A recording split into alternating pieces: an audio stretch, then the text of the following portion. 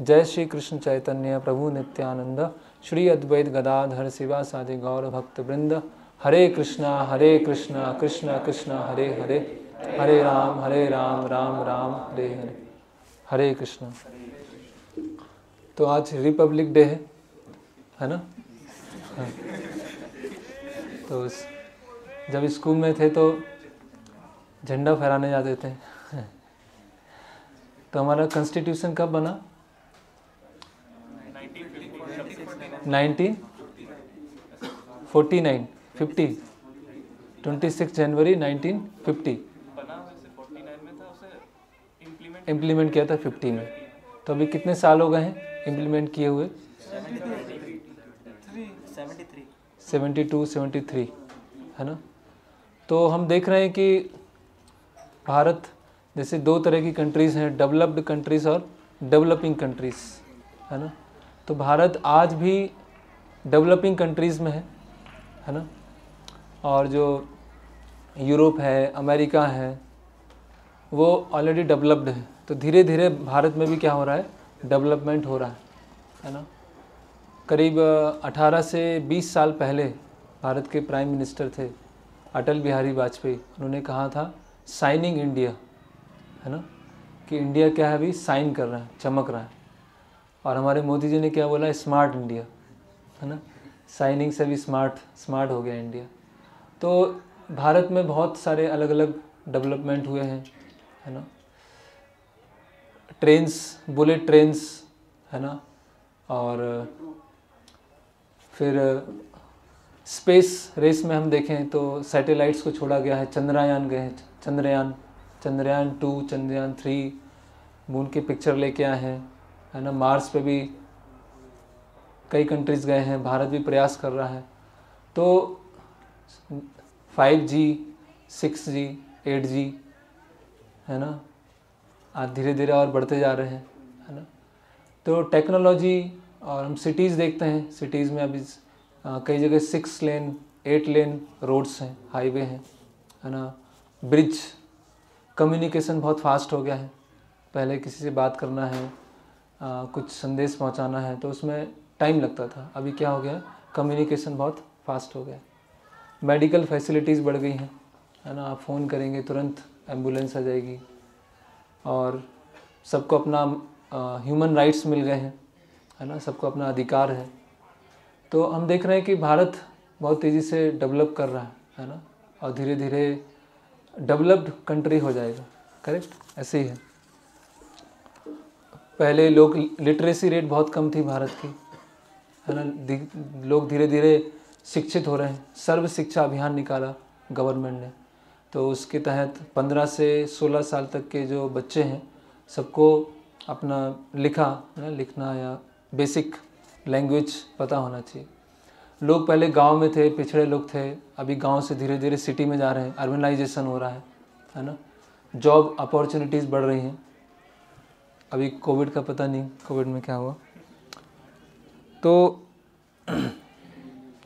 IT parks धीरे धीरे आ रहे हैं। तो हम देख रहे हैं कि भारत में बहुत तेज़ी से डेवलपमेंट हो रहा है।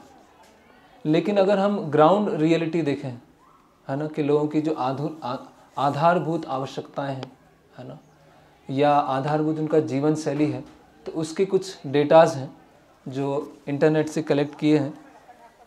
तो ऐसा बताया गया है, ये करीब 2 साल पहले का है, कि पूरे विश्व में 8 लाख सुसाइड होते हैं। 8 लाख सुसाइड होते हैं, जिसमें से 1.3 लाख उसमें इंडियंस होते हैं।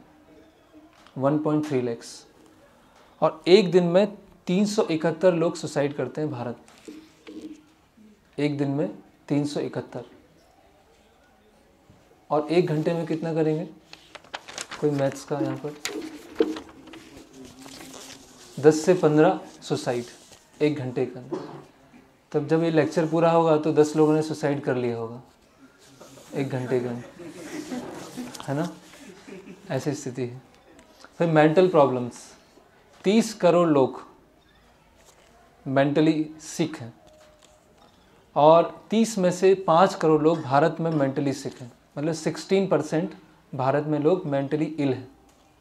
अमेरिका में हर तीसरा अमेरिकन साइकेट्रिक डॉक्टर के पास में जाता है और हर छठा साइकेट्रिक दूसरे साइकेट्रिक डॉक्टर के पास में जाता है। ऐसी स्थिति है। स्कूल कॉलेज 45% बच्चे जब तक 5th स्टैंडर्ड में आते हैं ड्रग्स लेना चालू कर देते हैं। 45% चिल्ड्रन जो ड्रग्स लेना, किसी भी तरह का अलग अलग ड्रग्स लेना चालू कर देते हैं। और जो टीनेजर्स हैं 13 से 19 साल के, उसमें से 55% लोग ड्रग्स लेने लगते हैं। ये मेट्रो सिटीज़ का जहाँ पे हम सब जाना चाहते हैं। फिर क्राइम रेट क्या है भारत में? 51 लाख क्राइम होते हैं, 51 लाख क्राइम, ये है 2018 का। और कोविड के समय में जो डोमेस्टिक क्राइम है वो और ज़्यादा बढ़ गए। 2020 का बताया है कि 28% क्राइम लॉकडाउन के समय बढ़ गए। अनएम्प्लॉयमेंट भारत में 14 लाख स्टूडेंट्स हर कॉलेज कॉलेज में एंट्री करते हैं। 55,000 यूनिवर्सिटीज़ हैं, कॉलेज यूनिवर्सिटीज़ हैं, जिसमें 14 लाख स्टूडेंट्स जाते हैं और हर साल 5 लाख ग्रेजुएट्स निकलते हैं। उसमें से 3.5 लाख अनएम्प्लॉयड रहते हैं। 5 लाख लोग ग्रेजुएशन करके निकलते हैं और उसमें से 3.5 लाख क्या होते हैं? अनएम्प्लॉयड होते हैं। एक सर्वे किया गया जालंधर में, तो वहाँ पर 9,500 ग्रेजुएट्स इंजीनियर्स ने अप्लाई किया था। 19 सीट थी स्वीपर की वैकेंसी निकली थी, उसमें 9,500 इंजीनियर्स बैठे थे। फिर 2.3 लाख पीएचडी पोस्ट ग्रेजुएट थे, जिसमें 350 सीट निकली थी किसकी? पियून की, जिसमें पीएचडी और ग्रेजुएट्स पियून की जॉब के लिए निकले थे। 3 लाख इंजीनियर्स ग्रेजुएट्स एमबीए उन्होंने अप्लाइड किया था 700 पियून की नौकरी के लिए।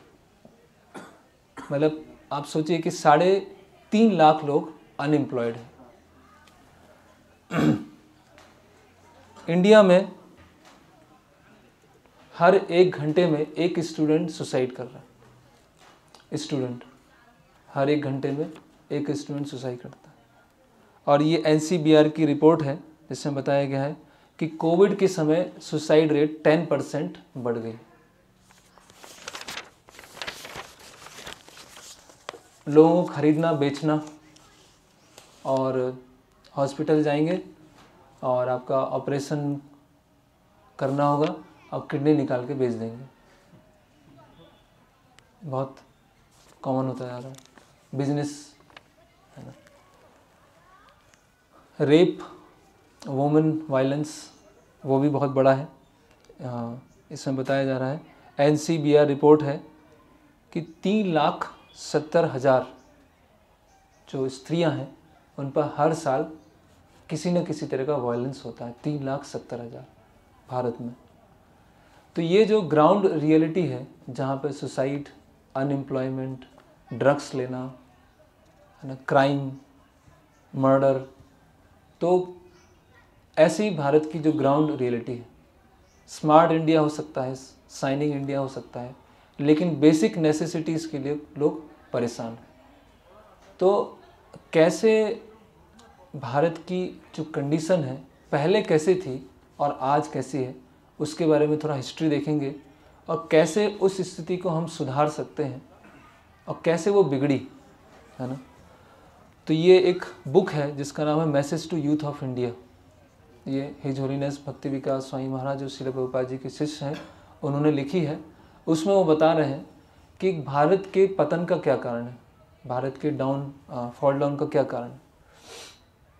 तो पहले बता रहे हैं कि जो ब्राह्मण, जो इंटेलेक्चुअल वर्ग है, उनका पतन हो गया। जो बुद्धिजीवी थे उन लोगों का पतन हुआ, पहला कारण। ये कैसे हुआ? तो ये श्रीमद् भागवतम एक ग्रंथ है, इसका प्रथम स्कंद में बताया गया है कि राजा थे, पूरे विश्व के सम्राट थे, जिनका नाम था परीक्षित महाराज। तो परीक्षित महाराज एक बार जंगल में जाते हैं आखेट के लिए और एक शमीक मुनि के आश्रम में पहुंचते हैं। जब वहाँ शमीक मुनि के आश्रम में पहुंचते हैं तो वो जल के लिए कुछ मांगते हैं। तो शमीक मुनि क्या होते हैं, उस समय ध्यान में बैठे होते हैं। तो परीक्षित महाराज को बहुत भूख लगती है, बहुत प्यास लगती है। तो वो वहाँ पर एक सांप था, उस सांप को लेते हैं, मरे हुए सांप को, और उनके गले में डाल देते हैं। ठीक है। तो उनका जो पुत्र था जिसका नाम था श्रृंगी, तो जो श्रृंगी है ब्राह्मण था, ब्राह्मण पुत्र था, उसका ब्राह्मण का बल था उसके अंदर। तो वो श्राप देता है कि ये जो राजा है ना, ये क्षत्रिय कैसे हैं, घर के बाहर रहने वाले एक कुत्ते के समान है, और वो एक किसी घर में आकर इस तरह से कुछ भोजन ग्रहण करना चाहते हैं। तो इनके अंदर इतना अहंकार आ गया है। तो इसीलिए मैं श्राप देता हूँ कि 7 दिन के अंदर ये जो राजा है इनकी मृत्यु हो जाए।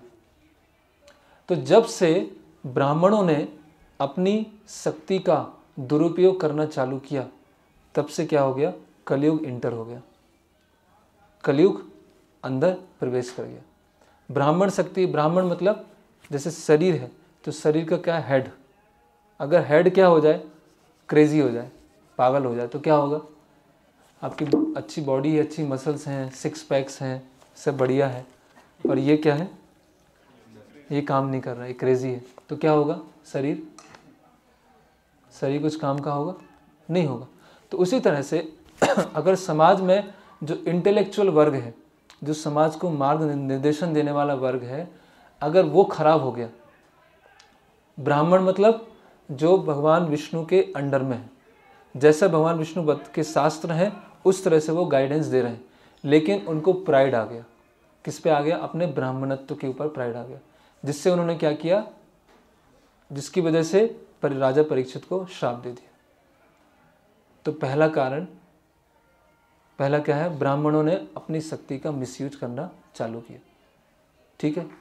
दूसरा कारण उसी में, तो जब राजाओं ने देखा कि जो हमको गाइड करने वाले हैं, जो ब्राह्मण हैं, इंटेलेक्चुअल हैं, ये गाइड करने वाले हैं, ये तो अपना बस एक पावर दिखा रहे हैं, अपनी एक प्रेस्टीज दिखा रहे हैं, तो हमें किसी से गाइडेंस नहीं लेना, जाए सब, हम किसी से गाइडेंस नहीं लेंगे, है ना। और क्या आ गया, क्षत्रिय ने रिबेल कर दिया, अभी हम किसी के गाइडेंस में नहीं रहेंगे, और क्षत्रिय क्या हो गए, क्या बोलते हैं, ऑटोक्रेट, हिंदी में क्या बोलेंगे, तानाशाह, डिक्टेटर्स, है ना। तो पहले सिर समाज से गायब हुआ, फिर क्षत्रियों ने क्या किया, डिक्टेटर से भागे कि अभी बस हमारी बात मानिएगा, टैक्स लिया जाएगा, अलग अलग तरह से शोषण किया जाएगा, और कुछ वेलफेयर एक्टिविटीज़ नहीं होगी। तो उससे क्या हो गया, जो वैश्य थे, जो लोग टैक्स देते थे, उन्होंने विद्रोह कर दिया, अब हम टैक्स किसी को नहीं देंगे, है ना, ना तो हम ब्राह्मणों को देंगे, ना क्षत्रियों को देंगे, हम अपना पैसा अपने पास रखेंगे। तो क्या आ गया, कैपिटलिज्म आ गया, पूंजीवाद आ गया। पूंजीवाद कहाँ पे आया था, पता है आप लोगों को, यूरोप और रशिया में पहले पूंजीवाद था। तो जो वैश्य थे, जो कैपिटलिस्ट थे, जिनके पास लैंड है, जिनके पास मनी है, उन्होंने क्या किया, जो लेबर क्लास है उनका शोषण करना चालू कर दिया। तो लेबर क्लास ने बोला कि हम क्यों सर्विस दें, हम किसी की सर्विस नहीं देंगे, ना हम क्षत्रियों की देंगे, ना एडमिनिस्ट्रेटिव्स की देंगे, ना मर्केंटाइल की देंगे, हम स्वतंत्र हैं। और फिर क्या आ गया, कम्युनिज्म आ गया, है ना। सब कास्टलेस सोसाइटी, सब क्या है, बराबर है, हम किसी की नहीं सुनेंगे, सब बराबर होना चाहिए। तो पहले ब्राह्मण का पतन हुआ, ब्राह्मणों से क्षत्रिय वो तानाशाह हो गए, क्षत्रियों जब तानाशाह हुए तो वैश्यों ने रिबेल करना चालू किया, और वो कैपिटलिस्ट बन गए, पूंजीवाद बन गए, और पूंजीवाद की विरोध की वजह से क्या आ गया, कम्युनिज्म आ गया।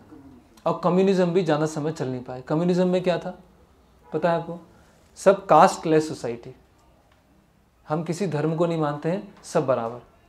लेकिन कम्युनिज्म में भी जब गवर्नमेंट है तो कुछ ऑफिसर हैं, कुछ प्यून हैं, कुछ क्लर्क हैं, है ना, कोई डायरेक्टर है, कोई प्रिंसिपल है, अलग अलग डिग्री के लोग हैं, बराबर नहीं होंगे।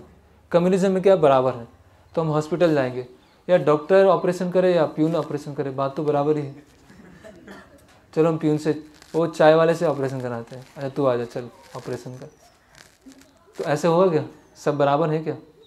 अभी जो एक डायरेक्टर बैठा हुआ है जो पूरा कंपनी को देख रहा है, और वहाँ पर जो पोछा मारने वाला है, तो वो क्या बराबर है क्या? भाई वो तो बैठ के साइन कर रहा है, उसकी सैलरी बहुत ज़्यादा है, और मैं यहाँ लगा हुआ हूँ पूरा 12 घंटे और मेरी सैलरी कम है। तो समाज में क्लासिफिकेशन होगा, समाज में अलग अलग तरह के अलग अलग मानसिक लोग होंगे। और फिर कम्युनिज्म नहीं चला तो क्या हो गया? अभी आ गया डीमन क्रेजी, जिसको बोलते हैं democracy. For the people, by the people, to the people, है ना, कि बहुत सारे लोग हैं,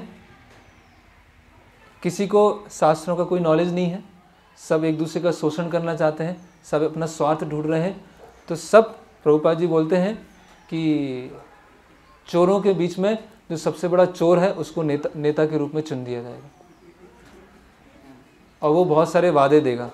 इलेक्शन आते हैं ना, तो उससे पहले वादे चालू हो जाते हैं, हम ये करेंगे। सबसे ज़्यादा वादे किसके होते हैं? किसानों को होते हैं, हम आपको ये करेंगे, ये करेंगे, ये करेंगे। अब 5 साल के बाद उसको हटा दिया जाता है, फिर किसी दूसरे को लेके आते हैं। तो चाहे वो कम्युनिज्म हो, चाहे वो कैपिटलिज्म हो, चाहे डीमन क्रेजी हो, सब क्या है? कोई भगवान के सिस्टम के अनुसार नहीं है। फिर जब क्षत्रिय कमजोर हुए, अब ये पहला कारण है कि ब्राह्मण क्लास का पतन। दूसरा कारण है, जब क्षत्रिय राजा कमजोर हुए तो मुसलमानों ने भारत में अटैक करना चालू कर दिया। हम देखते हैं मुस्लिम आए, अभी जो राजा, जो किंग थे, जो क्षत्रिय गुण था, उनका जो पावर था धीरे धीरे कम हो रहा था, है ना। तो मुगल्स ने कहाँ कहाँ अटैक किए? नॉर्थ से आए, सोमनाथ मंदिर, मोहम्मद गौरी कितनी बार अटैक किया सोमनाथ मंदिर पे? 17 बार, है ना। और फिर बाद में पृथ्वीराज चौहान को पकड़ लिया, है ना। औरंगजेब कितने मंदिर तोड़े, है ना। तो ऐसे अलग अलग, वो क्यों हरा पाए, हमारे किंग्स को क्यों हरा पाए? क्योंकि उनको जो पावर मिल रही थी ब्राह्मणों की गाइडेंस से, वो मिलना बंद हो गई। किंग्स भी कैसे हो गए? सेल्फ सेंटर्ड हो गए, या उनका सेल्फ सेंटर्ड थोड़ा सा बड़ा था। क्योंकि जो धर्म को पालन करता है, जब धर्म की रक्षा करता है, तो धर्म को पालन करने से अपने आप ही वो स्ट्रेंथ मिलती है, और उस स्ट्रेंथ से कैसा भी एनिमी हो, कैसा भी शत्रु हो, चाहे वो फिजिकली हो, मेंटली हो, उसको जीत सकते हैं। तो मुगल्स ने भारत में इंटर करना चालू कर दिया। हम देखते हैं कि एक ब्राह्मण थे चाणक्य पंडित, और एक ब्राह्मण की वजह से चंद्रगुप्त मौर्य ने क्या किया? पूरा जीत लिया, है ना। क्योंकि वो किसके गाइडेंस में थे? एक रियल ब्राह्मण, उनकी गाइडेंस। तो उसी तरह से ब्राह्मणों का गाइडेंस खत्म हुआ, क्षत्रिय आए, क्षत्रिय कमजोर हुए, और मुगल्स ने अटैक करना चालू किया। तो ये दूसरा कारण है भारत के पतन का, ठीक है। अभी आता है तीसरा कारण, ब्रिटिश। जो बची कुची कसर थी वो किसने कर दी पूरी? ब्रिटिशर्स ने। जब ब्रिटिशर्स यहाँ पर आए, तो ब्रिटिशर्स मतलब शॉपकीपर नेशन, हर जगह अपनी दुकान चालू करना, उनको हर जगह अपना व्यापार चालू करना। तो यहाँ जब वो आए, तो हम देखते हैं कि भारत में लोग अलग अलग समय पे व्यापार करने आए थे। जैसे वास्को डी गामा का नाम सुना होगा आपने, वास्को डी गामा आया था अलग। फिर ये हाँ, तो ईस्ट इंडिया कंपनी आई। ईस्ट इंडिया कंपनी कहाँ पर आई? कलकत्ता, वेस्ट बंगाल में ईस्ट इंडिया कंपनी आई। तो वहाँ पर देखा गया कि भारत के लोग बहुत संतुष्ट हैं, है ना। भारत के लोग, उनको कोई ग्रीड नहीं है, वायलेंस नहीं है ना, सोने की चिड़िया है भारत, बहुत सारी संपत्ति है। तो उन्होंने कुछ इंडोलॉजिस्ट को हायर किया। इंडोलॉजिस्ट मतलब बिगड़े हुए ब्राह्मण, ऐसा बोल सकते हैं। परवर्टेड ब्राह्मण, परवर्टेड इंटेलेक्चुअल्स, उनको हायर किया और उन्होंने बोला कि आप भारत की स्टडी कीजिए और भारत को कैसे तोड़ना है, भारत के लोगों को कैसे इन पर राज्य किया जाए, कैसे इनको जीता जाए, इसलिए आप भारत की स्टडी करना चालू कीजिए। तो उसमें एक व्यक्ति था जिसका नाम था अलेक्जेंडर डफ, डफर ही था वो। उसने स्कॉटिश चर्च कॉलेज चालू किया, कलकत्ता में है स्कॉटिश चर्च कॉलेज। और उस स्कॉटिश चर्च कॉलेज में सबसे पहले भारत में मॉडर्न एजुकेशन चालू हुआ, आधुनिक शिक्षा चालू हुआ, इंग्लिश एजुकेशन वहाँ से चालू हुआ। अभी भी वही इंग्लिश एजुकेशन का हब है। फिर एक आया विलियम जोन्स। विलियम जोन्स ने 16 लैंग्वेज सीखी, संस्कृत सीखा उसने। संस्कृत क्यों सीखा? कि हम वेदों को पढ़ेंगे, शास्त्रों को पढ़ेंगे और कैसे ये शास्त्र हैं, वेद हैं, प्रिमिटिव हैं, पिछड़े हैं, इसको हम प्रूफ करके बताएंगे। ये विलियम जोन्स था। फिर मैक्स मुलर, ये तो नाम सुना होगा आपने, मैक्स मुलर, है ना। मैक्स मुलर ने क्या बोला कि ये सारे जो स्क्रिप्चर्स हैं वो क्या है? माइथोलॉजी है। आज भी हम सुनने को देखते हैं ना, लोग बोलते हैं Hindu mythology. According to Hindu mythology Krishna is god, है ना। हिंदू भी सही नहीं है और माइथोलॉजी भी सही नहीं। हिंदू भी कहीं शास्त्रों में नहीं है और माइथोलॉजी नहीं, है ना। उसने क्या बोला? A single line of a book kept in any England's library is superior than the whole scripture of India. कि इंग्लैंड की एक लाइब्रेरी, कोई भी लाइब्रेरी की एक बुक की एक लाइन भारत के पूरे जो शास्त्र हैं उससे ज़्यादा कहीं श्रेष्ठ। मतलब भारतीयों के अंदर एक इन्फीरियरिटी कॉम्प्लेक्स डालना कि जो सनातन धर्म को पालन करता है वो बहुत क्या है, उसकी स्थिति बहुत निम्न है, बहुत खराब है, वो बहुत पिछड़ा सोच का है। तो ये सब लोग करके गए हैं जो आज तक हमारे मन में चला गया। फिर ये जो विलियम जोन्स था उसने अवार्ड रखा था स्कॉटिश चर्च कॉलेज में कि कौन कितने लोगों को मॉडर्न एजुकेशन में लेके आएगा, कितने लोगों का फेथ गुरुकुल शिक्षा से हटाएगा। जितने लोगों को लेके आएगा उसको उतना बड़ा अवार्ड दिया जाएगा, ऐसा उसने अनाउंस किया था स्कॉटिश चर्च कॉलेज में। फिर लॉर्ड मैकोले, मैकोले का नाम सुना होगा, थॉमस मैकोले, है ना। मैकोले ने क्या बोला कि जो भारतीय होना चाहिए, बाहर से रंग में भारतीय होना चाहिए लेकिन ब्लड में इंग्लिश होना चाहिए। रंग में भारतीय होंगे लेकिन सोच में, विचारों में और ब्लड में वो क्या होना चाहिए? इंग्लैंड, है ना। और तो मैकोले ने बोला if you will keep Indians like Indians you will never be able to rule them. अगर भारतीय भारतीय की तरह रहेंगे तो कभी आप उन पर राज नहीं कर पाओगे, है ना। उनको ये बताना होगा कि आपका जो कल्चर है और आपके जो स्क्रिप्चर्स हैं जो गार्बेज है, वो कचड़ा है, वो तब आप उनके ऊपर रूल कर पाएंगे। तो ये थॉमस मैकोले था। तो इन सब लोगों ने मिलकर, है ना, अलग अलग इंडोलॉजिस्ट ने मिलकर क्या कर दिया? हमारा पूरा गुरुकुल सिस्टम क्या कर दिया? खत्म कर दिया। हमारे मन से जो शास्त्रों के ऊपर फेथ था वो सब हटा दिया और फिर हम प्रूफ मांगने लगे। भगवान है तो दिखाओ, जब भगवान देखेंगे तब हम भगवान को मानेंगे। आत्मा है तो दिखाओ, जब आत्मा दिखेगी तब मानेंगे। देवी देवता होते हैं, ये तो बस कहने की बात है। इंद्र होता है, चंद्र होते हैं, सूर्य होते हैं, कुछ नहीं होते, ये सब माइथोलॉजी है। ये तो क्या है? समाज में एक नैतिकता जैसी बनी रहे जिससे लोग अलग अलग नियमों को पालन करें, लोग डरें, क्राइम करने से डरें। इसीलिए शास्त्र बना दिए कि ये करोगे तो पाप लगेगा, ये करोगे तो अच्छा होगा। ये सब कुछ मानने की ज़रूरत नहीं है। तो ये सब ब्रिटिशर्स ने हमारे मन में धीरे धीरे धीरे धीरे डालना चालू किया। और क्या किया?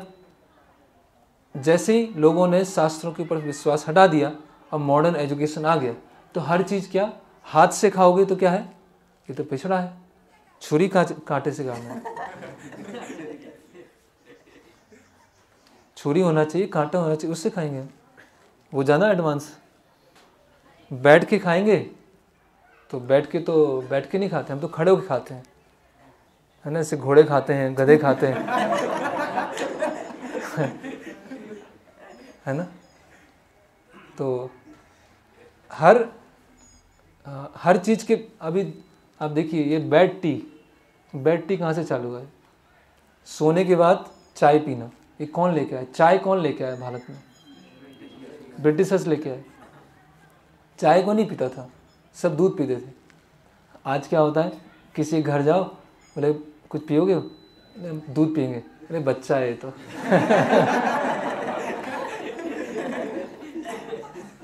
बच्चा इसलिए दूध पीता है। और चाय पीना और कॉफ़ी पीना उसको शान समझा जाता है। उसमें क्या है? कैफीन, नशा है। वो क्या है? हल्का नशा है। तो ये कौन लेके आए? ब्रिटिशर्स लेके आए। अभी ऐसा लगता है चाय के बिना तो जीवन है ही नहीं, है ना। एक बार गुजरात में भूकंप आया था, तो भूकंप में सब अलग अलग सहायता के लिए सब जुट गए। तो इस्कॉन के एक भक्त हैं, उन्होंने आर्टिकल लिखा, अर्थ क्विक और टी क्विक। उन्होंने बताया कि अगर पूरा भारत एक दिन चाय नहीं पिए, एक दिन, और उससे जो पैसा आएगा उससे पूरा जो भुज में और गुजरात में भूकंप आया है उसकी भरपाई पूरी हो सकती, अगर एक दिन पूरा भारत चाय ना पिए, है ना। तो ये सब ब्रिटिशर्स हमको दे के गए। ये जीन्स कौन पहनता है? अमेरिका में कौन पहनता है? जो लेबर होते हैं वो पहनते हैं, जो लेबर होते हैं वो पहनते हैं। क्योंकि वहाँ की क्या है, वहाँ की जो इन्वायरमेंट है इस तरह से है, टाइट कपड़े, ठंड बहुत पड़ती है। यहाँ ह्यूमिडिटी ज़्यादा है, थोड़ा गर्म ज़्यादा रहता है। तो यहाँ पर लोग क्या है, ऐसे कपड़े पहनते थे जो हल्के हों, कॉटन। लेकिन क्यों? क्योंकि वो लोग पहनते हैं जो भी अमेरिका वाले करेंगे वही हमको करना है। अगर अमेरिका वाला कुएं में गिरेगा तो मैं भी कुएं में गिरूंगा, क्योंकि अमेरिका वाला गिरा उसमें। ऐसे ही है, अंधा यथा अंधा उपगीय मान। अंधा लीडर है, बाकी अंधों को लीड कर। तो इस तरह से क्या हुआ, भारत में जो सोने की चिड़िया था उसको पूरा लूट के ले गए, है ना। एक बार प्रभुपाद जी लंदन पहुंचते हैं और एक रिपोर्टर कोई आती है, ऐसे बहुत एरोगेंट तरीके से पूछती है कि स्वामी जी आप यहाँ पे क्या करने आए, है ना, लंदन में किस लिए आए हैं? क्योंकि उनके लिए क्या, इंडियंस मतलब वो क्या लिखते थे, Indians and dogs are not allowed. अपने घर के बाहर लिखते थे, Indians and dogs are not. तो इंडियंस के अंदर ये भावना धीरे धीरे डाली जा रही थी। तो बोलते हैं कि स्वामी जी आप यहाँ क्यों आए? तो प्रभुपाद जी बोलते हैं कि आप लोग जब आए थे हमारे देश में तो सब कुछ लूट के ले गए, सोना ले गए, कोहिनूर ले गए, लेकिन जो भारत का सबसे बड़ा हीरा है वो आप ले जाना भूल गए, वो है भगवत गीता। तो वो आपको देने आए हैं यहाँ पर, वो इंग्लैंड में उसका प्रचार करने आए। तो हम देखते हैं कि अभी उस समय जो ब्रिटिश काल के समय भारत था और आज है उसमें बहुत अंतर है ना। आज अभी हम देख ही रहे हैं जो अनएम्प्लॉयमेंट है ना, ये क्राइम रेट है, वायलेंस है, वो बहुत बढ़ गया है ना। लोग बहुत अभी बोलते हैं कि 108 डायल करें और डायरेक्ट हॉस्पिटल पहुंच जाएंगे, लेकिन पहले इतने हॉस्पिटल ही नहीं होते थे क्योंकि ज़रूरत ही नहीं थी लोगों को। लोग लंबी आयु जीते थे, 70-80 साल। आज देखिए, आज 40 साल में ऐसा लगता है कि बाल सफ़ेद हो गए और खांसना चालू कर दिया लोगों ने। पहले लोग 80-90 साल हैं और बहुत मेहनत करते थे, बहुत मेहनती होते थे। शिक्षा की आज एक हमारे भक्त हैं, उन्होंने एक डेटा तैयार किया था कि UKG LKG कहाँ से चालू होता है? नर्सरी, अभी प्री नर्सरी। बेंगलोर में एक स्कूल है जिसमें 6 महीने के बच्चे को नर्सरी क्लास होती है, 6 महीने को। कुछ समय के बाद क्या होगा, वूम KG चालू हो जाएगा कि जब आप गर्भ के अंदर होंगे तब होमवर्क दे दिया जाएगा, जब आप निकलेंगे तो होमवर्क करके निकलेंगे। क्यों? क्योंकि दोनों जॉब कर रहे हैं।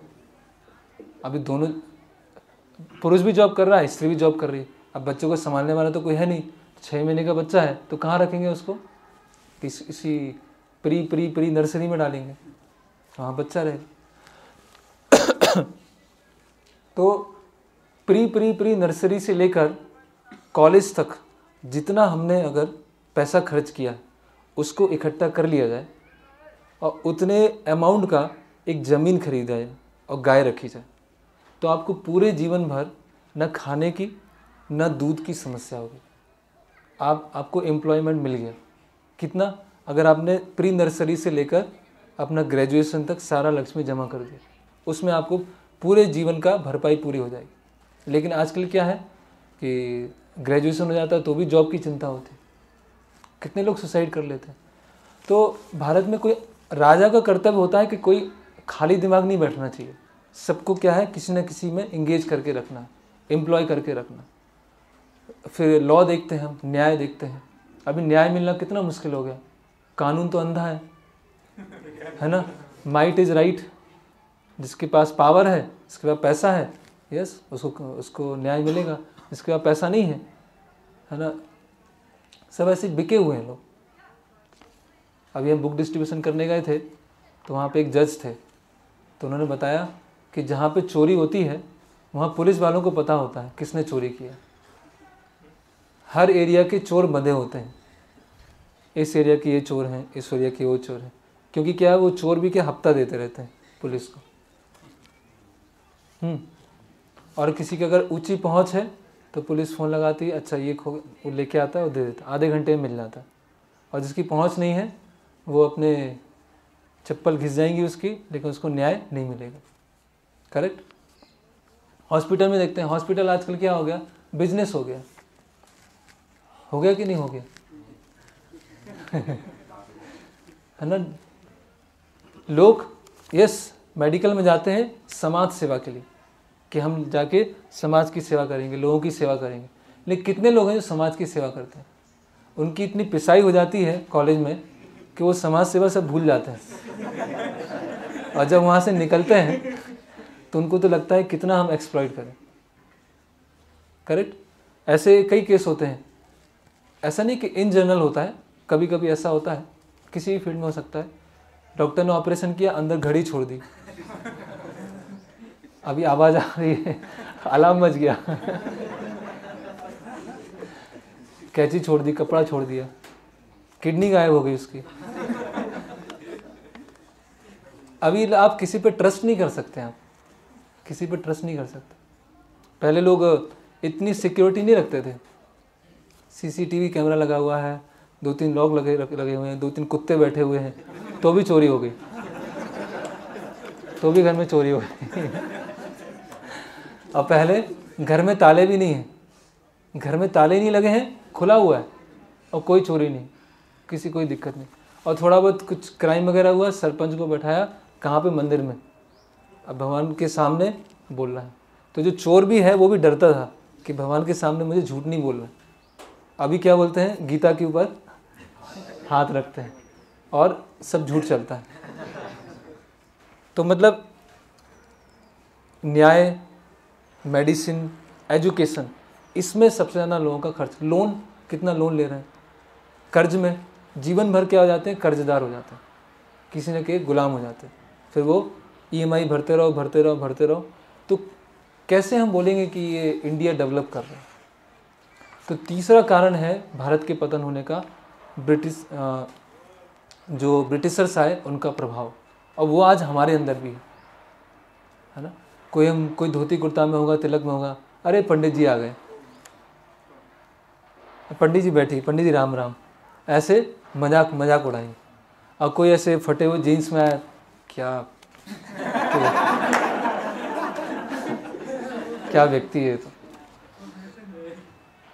है ना। कोई एकदम सिंपल साधारण धोती कुर्ता में है ना, तो उसको सब बेवकूफ़ समझेंगे। और कोई बाइक लेके चिल्ला रहा है जोर जोर से ऐसे पूरा, उसको बोलेंगे हाँ ये स्मार्ट व्यक्ति। क्यों? क्योंकि क्या है, हमारे अंदर क्या चला गया है, वही ब्रिटिशर्स। अभी भी हम ब्रिटिशर्स के गुलाम हैं, ऐसा नहीं कि अभी गुलाम नहीं है, उनकी सोच के गुलाम अभी भी हैं। तो ये गुरुकुल सिस्टम खत्म हो गया।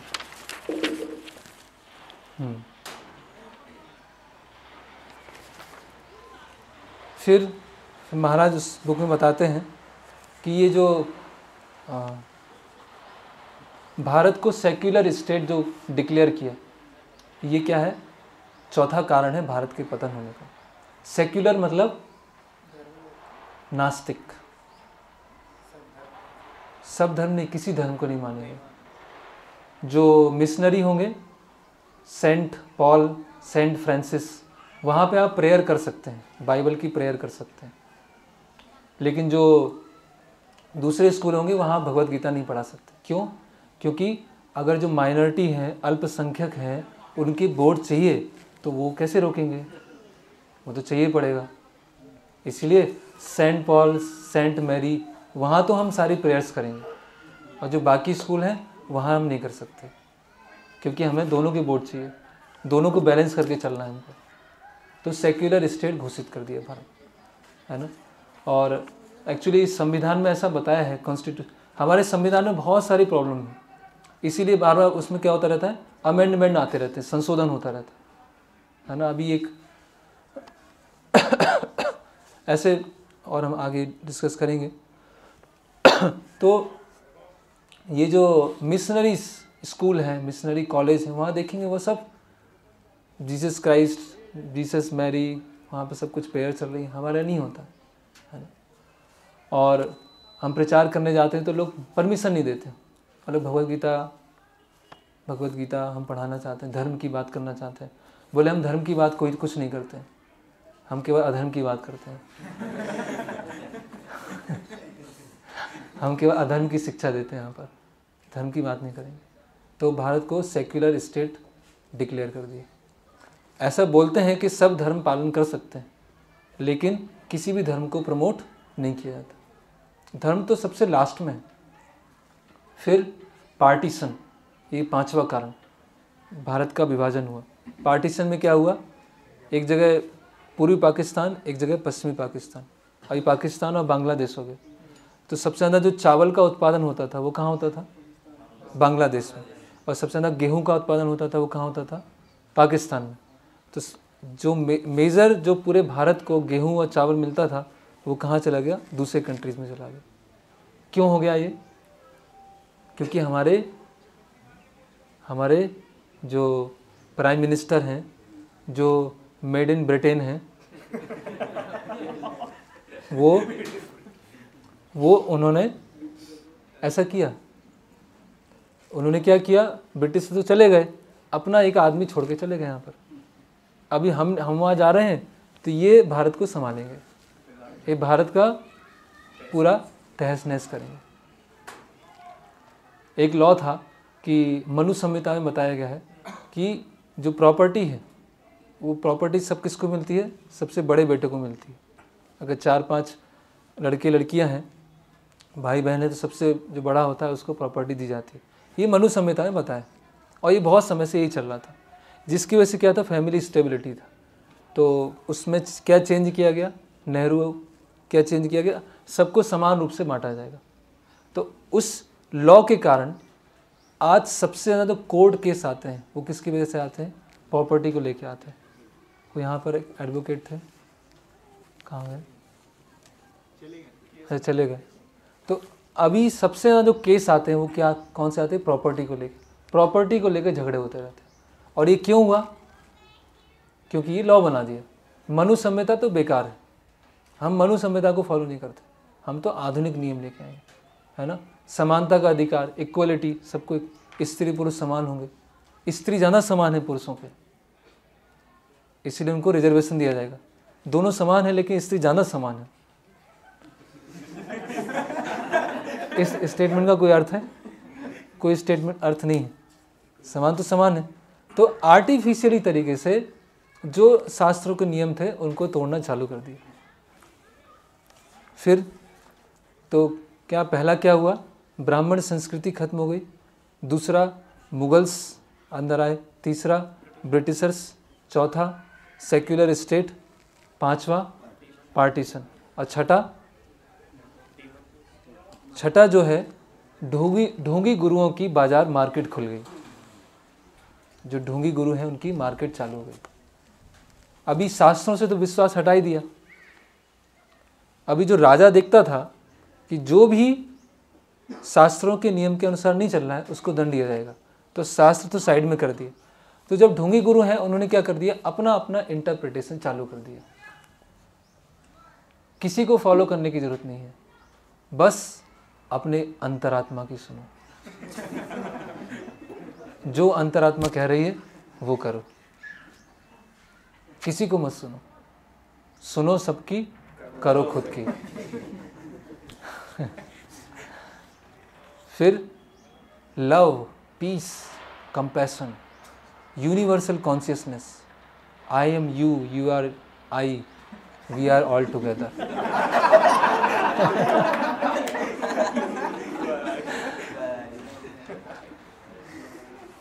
सब एक हैं, सब एक हैं, सब भगवान हैं, बस अंदर से जागने की आवश्यकता है। जब आप जाग जाएंगे, अपने आप को पहचान जाएंगे, तो आप सब कुछ कर सकते हैं, सब कुछ कर सकते हैं। सुना आपने ऐसा? आपको बस अपनी अंदर की पावर को जगाना है। एक बार अंदर की पावर जग गई तो आप कुछ भी कर पाएंगे। उत्तिष्ठ, जागृत, प्राप्य वरान निबोधत।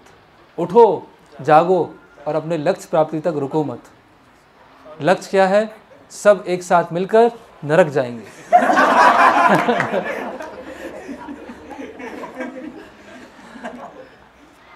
लक्ष्य डिफाइन नहीं किया, वो शास्त्रों में है।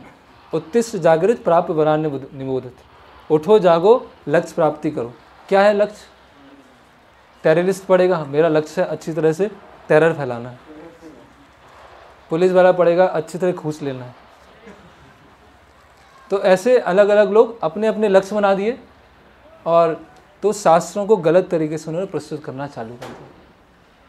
भगवत गीता नहीं हुई, भगवत गीता नहीं हुआ है। ये क्या है? कौरव जो है वो क्या है? निगेटिव एनर्जी है, और पांडव क्या है? वो पॉजिटिव एनर्जी है। तो हमारे अंदर क्या होता है? एक पॉजिटिव एनर्जी होती है और एक नेगेटिव एनर्जी होती है। तो जब हम शास्त्रों को पढ़ते हैं और जब करते हैं तो हमारे अंदर एक पॉजिटिव एनर्जी आती है, और पॉजिटिव एनर्जी से हम अपना जो लक्ष्य बनाया है उसको हम अच्छी तरह से अचीव कर पाते हैं। तो ये पॉजिटिव एनर्जी, नेगेटिव एनर्जी कहाँ से आ गई है? ये कहीं किसी शास्त्र में नहीं है।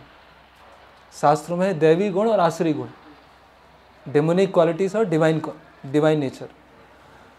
और 5 पांडव क्या हैं? 5 हमारी इंद्रियां हैं। द्रौपदी क्या है? हमारा मन है। और धृतराष्ट्र कौन है? वो खुद है व्यक्ति, जैसा बोल रहा है। तो खुद अंधा है वो धृतराष्ट्र, और दुर्योधन उसका बेटा है। आजकल पब्लिक ओपिनियन चल गया है। आपके विचार से कौन भगवान है? आप क्या कहते हैं कौन भगवान है? क्या बोलेगा? मेरे अनुसार तो क्या है, शिव जी भगवान है। मैं, आप किस में मानते हैं? मैं शिव जी को मानता हूँ। ठीक है, अच्छा है, शिव जी को मानो। आप किसको मानते हैं? आप कौन से भगवान को मानते हैं? मैं कृष्ण को मानता हूँ। आप कौन से भगवान को मानते हैं? मैं तो साईं बाबा को मानता हूँ। तो भगवान को आप किसको प्राइम मिनिस्टर मानते हैं? जतिन, आप किसको प्राइम मिनिस्टर मानते हैं? किसको मानते हैं? हमारे मानने ना मानने से चेंज नहीं हो जाएगा ना, करेक्ट? आप किसको मानते हैं चीफ मिनिस्टर? जो है तो है। अभी ऐसा नहीं मुझे भगवान मान लिया इसलिए भगवान आ जाएंगे, और मैं अब क्योंकि तुमने माना इसलिए भगवान हूँ। तो पब्लिक ओपिनियन, वोट होता है ना, वोटिंग, ऐसे भगवान के लिए वोटिंग होती है। तो ये प्रश्न कि मैं तो इनमें मानता हूँ, आपके मानने ना मानने से भगवान चेंज नहीं हो जाएंगे। जो भगवान है तो हैं, या मैं इन भगवान में विश्वास करता हूँ। आपके विश्वास करने का वो क्या, उसका आधार क्या है ना? मैं बोलूँ मेरा तो विश्वास है कि जो भोपाल है भारत की राजधानी है। तो आपके विश्वास करने ना करने से राजधानी थोड़ी चेंज हो जाएगी। आपके विश्वास करने ना करने से प्रधानमंत्री थोड़ी चेंज हो जाएगा। हम बोलेंगे मोदी, मैं नहीं मानता मोदी प्रधानमंत्री, तो मोदी जी आएंगे नहीं, मुझे मान लो मुझे मान लो मैं प्रधानमंत्री हूँ। तो ये प्रश्न ही गलत है। जो लोग प्रश्न पूछते हैं कि मैं किस भगवान में मानते हो आप, ये बेवकूफ़ है ना, डल स्पिरिचुअली डेड लोग हैं, वो इस तरह से प्रश्न पूछते हैं। तो ये सब ढोंगी गुरु जो आए, ढोंगी गुरुओं के कारण ये मार्केट चालू हो गया। और फिर ढोंगी गुरु आए तो स्कैंडल चालू हो गए, अलग अलग तरह के स्कैंडल चालू हो गए। तो लोगों का क्या हुआ, धीरे धीरे से धर्म और धर्म गुरुओं के प्रति विश्वास चला गया। तो ये भारत के पतन होने का छठा कारण है।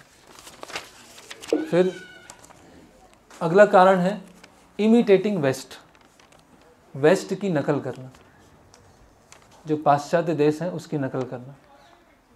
वैलेंटाइन डे आ रहा है अभी, किसी को बोलेंगे जन्माष्टमी है, चलो मंदिर चलते हैं, अरे यार क्या जन्माष्टमी।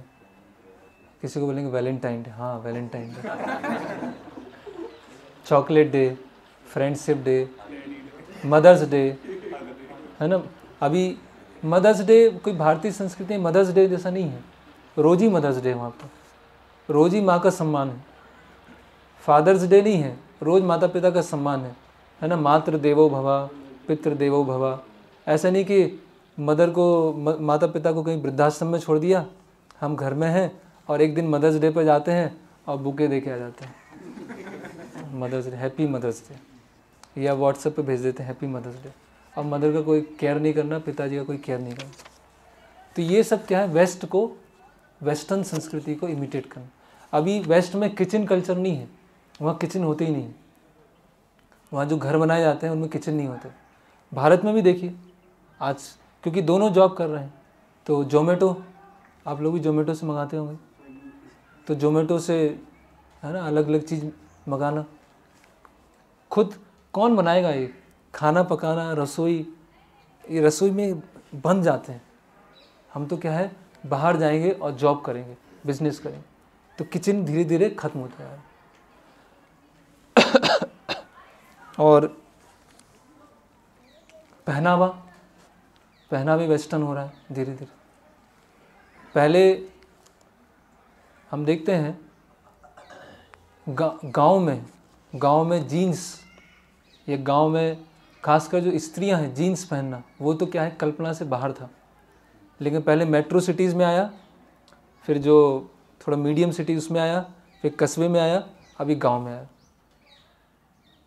वो धीरे धीरे ऐसे चालू होता। लिविंग रिलेशनशिप, ये सब क्या है, वेस्ट का है। स्त्री और पुरुष साथ में रहेंगे और ट्राई करेंगे, अगर बना तो ठीक है, नहीं तो फिर बस यही है। मतलब कुत्ते बिल्ली का समाज, और कुछ नहीं। कुत्ते बिल्ली में क्या होता, विवाह नहीं होता, कुत्ते बिल्ली साथ में रहते हैं और बस कुछ समय रहते हैं और चले जाते हैं। मतलब हम प्रतिज्ञा ले लिए कि हम भी कुत्ते बिल्ली बन के दिखाएंगे इसी जन्म में। हम पुनर्जन्म को तो मानते नहीं हैं, तो अगले जन्म में कुत्ता क्यों, इसी जन्म में बनूंगा मैं, इसी जन्म में मैं बनूंगा। यस, यही है। और इसको हम इमिटेट कर रहे हैं। जो ऐसा करता है वो उसका बहुत अच्छा देखा जाता है, और जो बहुत कल्चर्ड है, हम्बल है, शास्त्रों को पढ़ता है, तिलक लगाता है, मंदिर जाता है, उसको क्या है, बैकवर्ड समझाता है। ये हमारे सबके खून में, सबके मन में चला गया है, उससे हम निकल नहीं पाए। अभी कल्चर क्या आ गया, हुक्ड अप कल्चर। उसमें लिविंग रिलेशनशिप भी नहीं है, वो तो पुराना हो गया, पिछली पीढ़ी का है। अभी क्या आ गया, हुक्ड अप, साथ में रहते हैं और सेक्सुअल इंटरकोर्स करेंगे और फिर चले जाएंगे। शादी जैसा है ही नहीं। आजकल लोग शादी करना नहीं चाहते, शादी लेट होती है। पहले शादी कब होती थी, 21, 18, 21, 16, 25 हुआ, फिर 30 हुआ, 33, 35 साल तक शादी नहीं, 40 साल तक शादी नहीं। तो ये सब चीज़ क्या दिखा रहा है, एब नॉर्मलिटीज़ दिखा रहा है ना समाज में लोग। और हमें दिखना चाहिए, अगर हम वास्तव में भगवद गीता को पढ़ रहे हैं या हम सुन रहे हैं, तो ये हमें दिखना चाहिए कि समाज कैसा हो गया है ना। प्रभुपाद बोलते थे कि ये संसार जो है वो जेंटलमैन के लिए नहीं है। जो एक सभ्य व्यक्ति है, जब वो ऐसे समाज में रहेगा तो उसे लगेगा कि ये मेरी जगह नहीं है। उसको क्या होगा, एक सफोकेशन होगा, एक घुटन होगी। कैसे 3rd class 4th class 5th class लोगों के लिए में रहना। ऐसे ही ये कॉलेज यूनिवर्सिटीज़ में क्या चल रहा है, जैसे साउथ इंडिया में कॉलेज है तो वहाँ पर जब कोई पिता अपनी पुत्री का एडमिशन कराने जाते हैं तो उसमें पेपर में साइन करते हैं। अगर 4 साल जब वो पढ़ाई कर रही है उस समय अगर एबॉर्शन हुआ तो जो कॉलेज अथॉरिटीज़ हैं उसके लिए रिस्पॉन्सिबल नहीं होंगे, और पिताजी साइन करते हैं उसमें।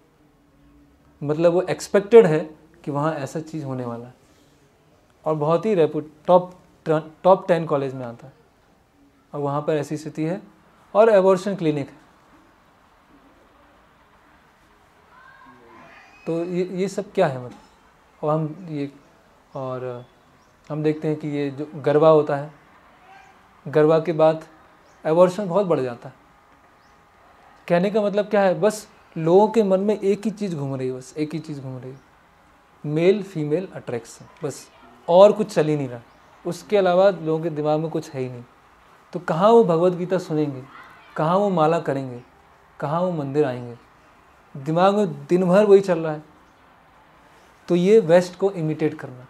तो प्रभुपाद जी बताते थे कि एक ब्राह्मण था, उसे बहुत भूख लगी थी, बहुत प्यास लगी थी, तो वो घूम रहा है, कहीं उसे कुछ खाने को नहीं मिल रहा है। तो एक मुस्लिम के घर में जाता है, और मुस्लिम के घर में थोड़ा सा कुछ लेता है, लेकिन उसकी भूख नहीं मिटती है। तो उसने कास्ट भी खो दी और भूख भी नहीं मिटी। तो इंडियंस इसी तरह से अमेरिका को इमिटेट करना चाह रहे हैं। वो अमेरिका जैसे पहुंच भी नहीं पाए, और अपना जो कल्चर है उसको भी खो दिया।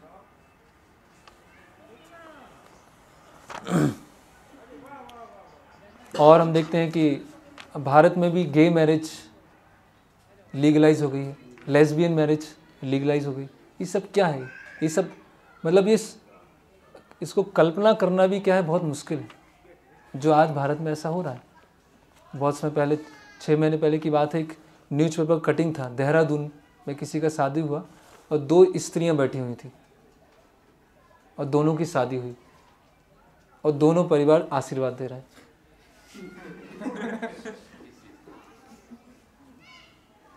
है ना। पुरुष की शादी हो रही है, स्त्री की शादी हो रही है, और बच्चे को फिर अडॉप्ट किया जा रहा है। भाई इतनी एबनॉर्मल स्थिति है। ये सब कहाँ आ रहा है, वेस्ट से आ रहा है। आप ये मत सोचिए कि तो बड़े शहर में, मुंबई में है, दिल्ली में है, यहाँ थोड़ी होगा। ये सब चीज़ें ऐसी आती हैं। मुंबई में सबसे पहले हुआ, फिर धीरे धीरे करके वो गांव तक पहुंच गई, और सब मिडिल सिटीज़ हैं या गांव हैं, सब जगह ये चीज़ पहुंच जाएगी। तो वेस्ट को इमिटेट करना। फिर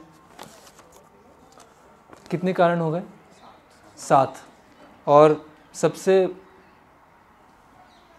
लेटेस्ट कारण और सबसे फास्ट जिसने डिग्रेडेशन लेके आया, वो कौन है, स्मार्टफोन।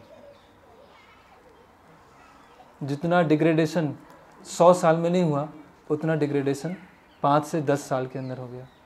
Social media.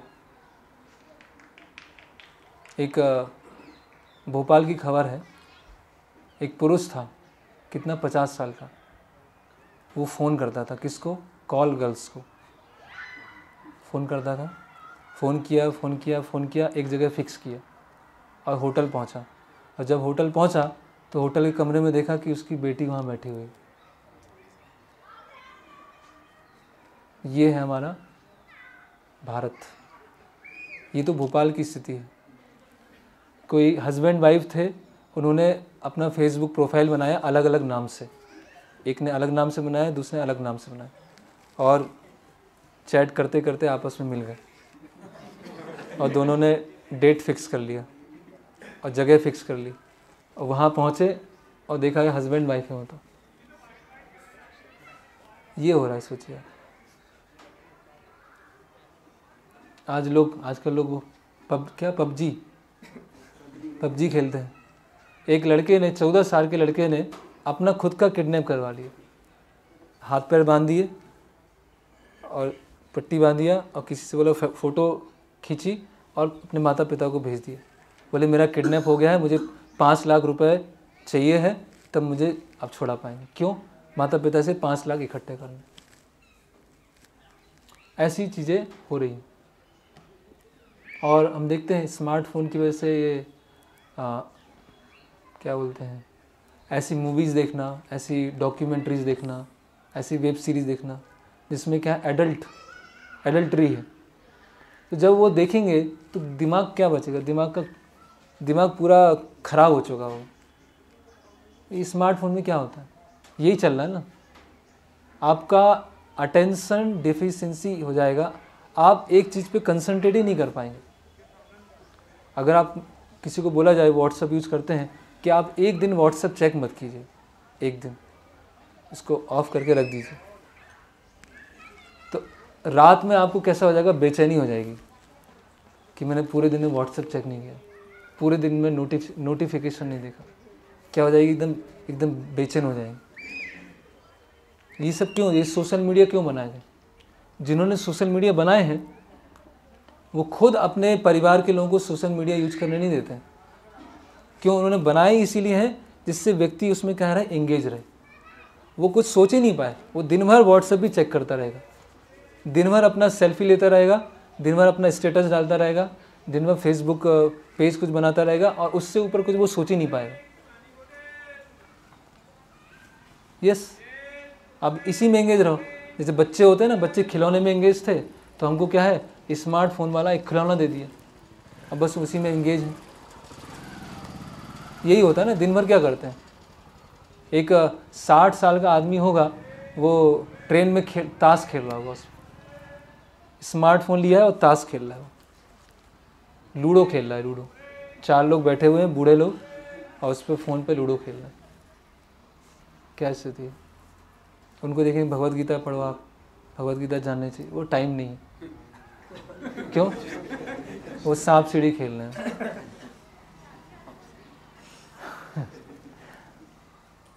तो क्या मतलब, क्या स्थिति है? तो पहले के समय में होता था कि बच्चा जब रोता था तो माँ उसको चुप कराती थी। चुप कराने में बहुत टाइम लगता था, 30 मिनट 40 मिनट, माँ चुप करा रही। आज क्या होता है, बच्चे को स्मार्टफोन दे देते हैं, बच्चा अपने आप चुप हो जाता है।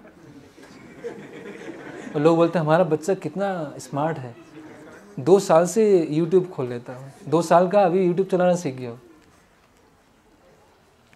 है ना। अभी तो 5 साल का बच्चा है, उसको सब आता है फ़ोन। पहले के लोगों को तो आता ही नहीं था, फ़ोन चलाना नहीं आता था, लिखना नहीं आता था। आजकल के बच्चे तो कितने स्मार्ट हो गए, लेकिन क्या क्या देख रहे हैं उसमें। ऐसे एक बार टिबोटी बता रहे थे कि ट्रेन में जा रहे थे वो, और ट्रेन में एक 7 से 8 साल का कोई बच्चा था, वो कोई मूवी देख रहा था, और मूवी में जो गाना चल रहा था वो पूरा एकदम वल्गर टाइप में चल रहा था।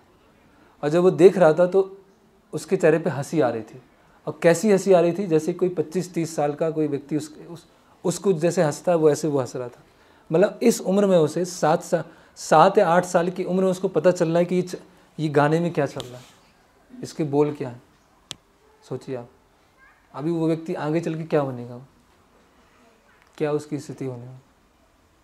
तो ये क्या है, बहुत ये सब पूरा एकदम हमें तैयार किया जा रहा है कि कोई भी आध्यात्मिक जिज्ञासा, आध्यात्मिक जानकारी होनी नहीं चाहिए। तो यस, तो ये भारत के पतन होने के कारण है। अभी यहाँ पे हम विराम लेंगे। किसी को और डिटेल में जानना हो तो एक बुक है, उसी से मैंने लिया है सारा, a message to youth of India. उसमें दिया है भारतीय नवयुवकों को उपदेश। उसमें महाराज, जो महाराज हैं वो स्वयं ब्रिटेन से हैं, उनका सही ब्रिटेन से है, लेकिन भारतीय संस्कृति 40 साल से वो फॉलो कर रहे हैं। उनको पता है वहाँ पर क्या है, यहाँ क्या है। तो इसका सॉल्यूशन क्या है? टूटा कैसे था? सबसे पहले ब्राह्मण वर्ण टूट गया, उससे क्षत्रिय गए, मुस्लिम आए, फिर ब्रिटिशर्स आए, फिर संविधान को तोड़ दिया गया, पार्टीशन कर दिया गया, फिर सो कॉल्ड ढोंगी गुरु आ गए, फिर गुरुओं के बाद कौन आया? वेस्ट को इमिटेट करना चालू किया, लास्ट में स्मार्टफोन है। ठीक है, तो अगर हमें दोबारा ओरिजिनल वैदिक कल्चर लेके आना है तो उसके लिए समाज में एक ऐसा ग्रुप तैयार करना होगा जो बुद्धिमान मतलब सही सेंस में बुद्धिमान, जो शास्त्रों को पढ़ें, खुद उसको पालन करें और समाज में उसका प्रचार करें। एक इंटेलेक्चुअल वर्ग, एक ब्राह्मणिकल कल्चर हमको स्थापित करना होगा, तब कुछ हो सकता है। अदरवाइज बहुत स्पीड से अभी इस जनरेशन में ऐसी स्थिति आ गई है, आप देखिएगा अगले 1-2 जनरेशन के बाद क्या हालत खराब होने वाली है। हरे कृष्णा। किसी कोई प्रश्न है, कुछ जिज्ञासा है? तो एक लास्ट और कि किसी ने पूछा था कि जो फ्रीडम फाइटर हैं उनका कंट्रीब्यूशन बड़ा था कि शिल प्रभुपाद जी का, है ना। अलग अलग स्वतंत्रता सेनानी हुए, उन्होंने ब्रिटिशर्स को यहाँ से बाहर निकाल दिया, या फिर प्रभुपाद जी का कंट्रीब्यूशन बड़ा। तो जो फ्रीडम फाइटर हैं उन्होंने यहाँ से ब्रिटिशर्स को निकाल दिया, लेकिन ब्रिटिशर्स की जो मानसिकता है उसके गुलाम आज भी हैं। लेकिन प्रभुपाद जी ने क्या किया, ब्रिटिशर्स को अपना सेवक बना दिया, उन्होंने कृष्ण का सेवक बना दिया, और ब्रिटिशर्स ने वैदिक कल्चर को अडॉप्ट किया। तो किनका योगदान बड़ा है? श्रील प्रभुपाद जी, है ना। तो ये बुक है message to youth of India, भारतीय नाविकों को संदेश।